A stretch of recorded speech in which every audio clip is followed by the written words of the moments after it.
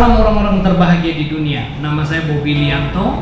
Saya memiliki seorang istri satu-satunya sampai Tuhan Yesus datang, dan kami diberkati 3 orang anak. Istri saya bernama Yuliana Nesha Angelina, dan anak-anak saya bernama Jaden, Jason, dan Jenny Lianto.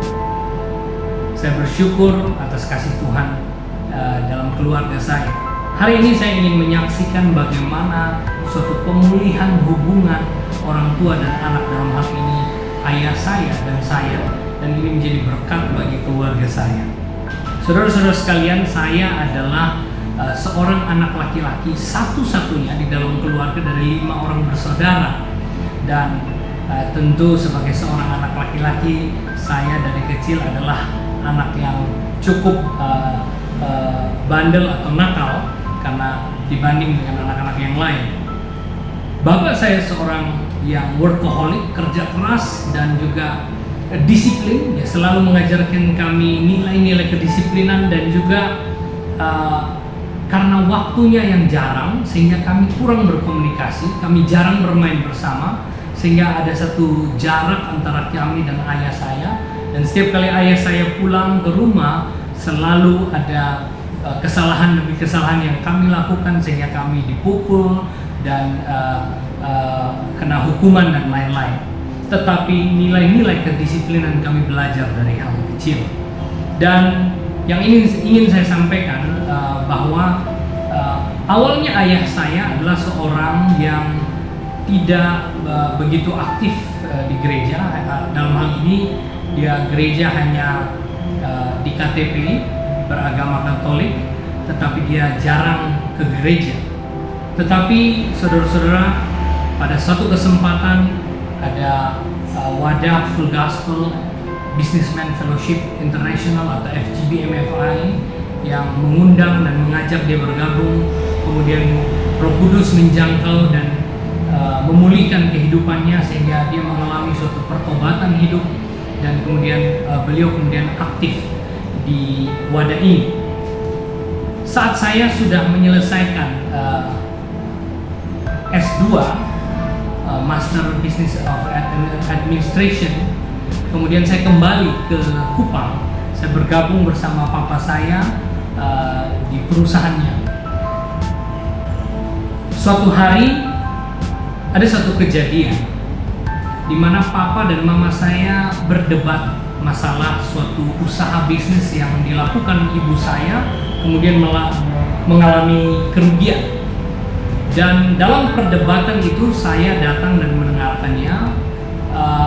Setiap kali papa saya menegur dan memarahi mama saya menjawabnya, sehingga membuat ayah saya semakin emosional lagi, dan kemudian dia membentak dan dia menyampaikan suatu keputusan yang dia ambil secara sepihak, yaitu dia berkata bahwa pokoknya mulai besok semua usaha kamu tutup, tidak usah dilanjutkan lagi.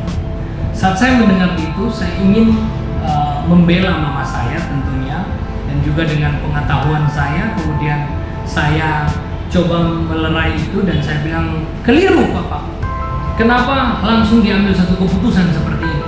Harusnya kita bisa coba dan mengetahui apa masalahnya. Tetapi kejadian saat itu, karena ayah saya sedang dalam keadaan emosional, dia kemudian membentak saya dan memarahi saya. Bapak Ibu saudara-saudara sekalian, kondisi itu membuat saya kecewa, karena sebelumnya tentu dari kecil saya mengalami banyak hal dengan ayah saya.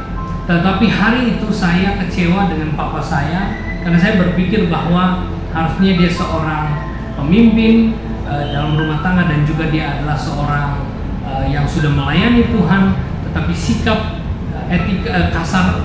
Kemudian karena saya kecewa dan saya terbawa emosi, saya juga menjawabnya dengan emosional. Saya membentak juga, dan saya mengatakan, oke, mulai sekarang saya tidak akan campur urusan ini lagi. Dan saya keluar, saya menangis, saya datang ke kamar saya, dan saya menangis.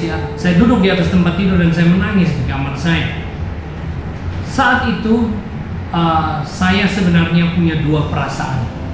Yang pertama adalah saya merasa bahwa sebenarnya sebagai seorang anak saya salah dan tidak selayak dan sepatutnya saya menjawab ayah saya atau membentak kembali.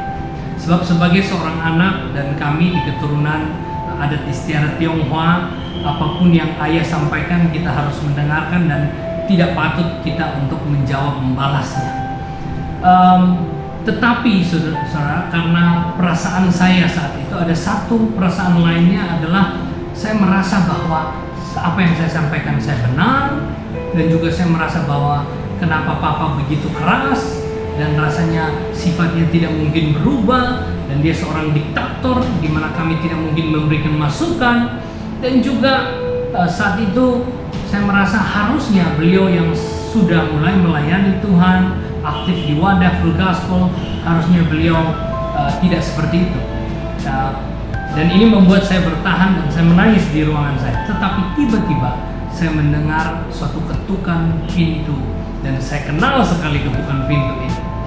Karena dari kecil papa saya menggunakan cincin, dan saat dia ketuk pintu ada bunyi suara cincin mengetuk pintu, dan saya hafal sekali ketukan ini sebab dari kecil ayah saya mengajarkan suatu disiplin. Kamu harus bangun pagi, dan kadang-kadang dia pukul, dia ketuk karena saya melakukan banyak kesalahan. Kemudian dia datang dan dia pukul saya, sehingga saya paling takut atau saya paling kenal juga ketukan pintu.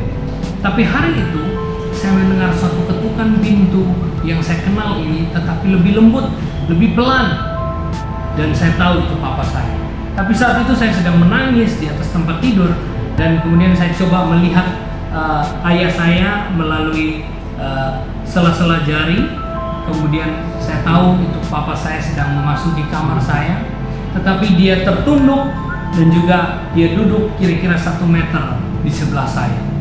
Suasana saat itu hening, terdiam beberapa saat, sampai kemudian papa saya memegang kaki saya, paha saya, kemudian dia katakan begini, "Nah, papa minta maaf ya." Bapak Ibu saudara-saudara sekalian, kejadian itu adalah suatu hal yang tidak pernah saya bayangkan sebelumnya. Terjadi satu pemulihan hubungan antara ayah dan anak. Saya kaget karena ini adalah pertama kali dalam hidup saya mendengarkan papa saya meminta maaf kepada saya. Dan harusnya saya merasa bahwa harusnya saya yang pergi meminta maaf kepada papa saya. Tetapi ini terbalik, papa saya datang dan menemukan saya meminta maaf kepada saya. Saya membayangkan apa yang terjadi hari itu adalah kami berpelukan dan terjadi satu pemulihan yang luar biasa. Saya membayangkan satu hal, bahwa suatu hari saya akan menjadi seorang ayah. Apakah saya mampu dan saya sanggup menjadi seorang ayah seperti ayah saya, dan saya datang bisa minta maaf kepada anak saya. Dan kemudian saya merasakan bahwa apa yang terjadi pada saat itu sebenarnya adalah suatu kasih karunia dari Bapa Sorgawi bagi saya.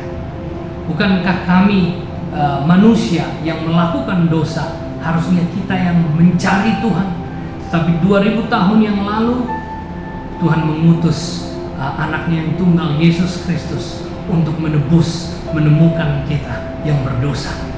Itu semua karena kasih-Nya yang begitu besar atas dunia ini, sehingga Ia mengaruniakan anaknya yang tunggal supaya kita semua memperoleh keselamatan di dalam Dia. Saudara-saudara sekalian, hari itu pemulihan terjadi. Hari itu kasih karunia Tuhan menjamah hidup saya, dan saya berjanji bahwa suatu hari kelak saya akan jadi seorang ayah. Saya akan meninggalkan warisan ini, yaitu nilai-nilai kehidupan ini, kepada anak-anak saya, kepada keturunan-keturunan saya, supaya terjadi satu pemulihan hubungan antara orang tua dan anak, dan akan melahirkan generasi-generasi yang dipulihkan. Sejak hari itu, hubungan saya dan ayah saya menjadi seorang sahabat baik, dan bahkan kami bersama-sama melayani di wadah ini. Kami pergi dan juga menyaksikan kebaikan Tuhan yang terjadi dalam kehidupan kami. Demikian keluarga kami sangat diberkati sampai hari ini. Semoga kesaksian ini menjadi berkat bagi Bapak Ibu Saudara-saudara sekalian, dan juga menjadi berkat untuk suatu pemulihan yang terjadi bagi ayah dan anak. Di dalam nama Tuhan Yesus Kristus. Terima kasih, Tuhan memberkati.